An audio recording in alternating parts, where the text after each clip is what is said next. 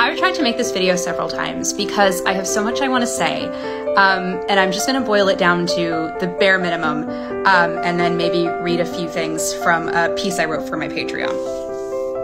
So in this last season of The Wonderful Lady B, there has been a character called Felix of Berylstad, who is a visibly disabled person and a wheelchair user. He has also been one of the healthiest romantic relationships our heroine has dealt with so far. And the response to him, at least as the person who wrote him, has been so incredibly informative and so incredibly positive. It's very easy for me to see myself represented in media, and for certain people, it's not. I have gotten so many comments and also private messages from people saying how meaningful it is to them to see a wheelchair user portrayed as somebody who is a love interest and who is also like desirable. Seeing somebody as part of their community be written as a whole developed person and not just someone who ticks a representation box. And if the series was ever picked up for television, potentially creating a really great role for an actor with a disability.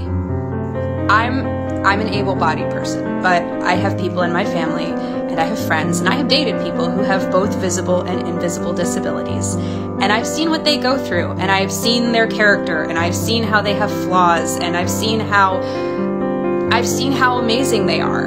And the fact that I made people like that feel seen means a lot to me. And the fact that there are people who are wheelchair users who now want to cosplay as him is amazing. So I just want to read a few things from the Patreon post that I hope give a little bit more insight into the relationship between Felix and Barbara. Barbara cannot forge the paperwork without Felix telling her what to write, and Felix cannot make any convincing documents without the quick and accurate movement of Barbara's pen. They are a team. To me, that was what was sexy. Felix is the desired one in this relationship. It is Barbara who physically chases him. With no access ramps and lots of spiral stairs in the castle, I think he spends a lot of time on his own. So imagine his surprise when one winter night the door opens and our favorite monster is standing at the door, hoping he will let her stay the night.